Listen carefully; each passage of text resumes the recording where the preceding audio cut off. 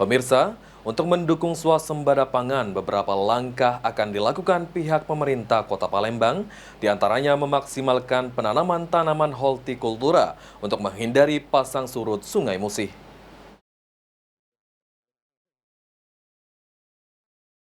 Kendati lahan pertanian di Kota Palembang terbilang minim, namun untuk mendukung swasembada pangan, beberapa langkah akan dilakukan pihak pemerintah Kota Palembang. Kepala Dinas Pertanian dan Ketahanan Pangan Kota Palembang, Albert Midianto, mengatakan saat ini luas lahan pertanian di Kota Palembang hanya 3.245 hektar dan bahkan mayoritas sawah di Palembang adalah lahan sawah lebak yang terpengaruh pasang surut, sehingga dalam 1 tahunnya hanya bisa 2 kali masa tanam.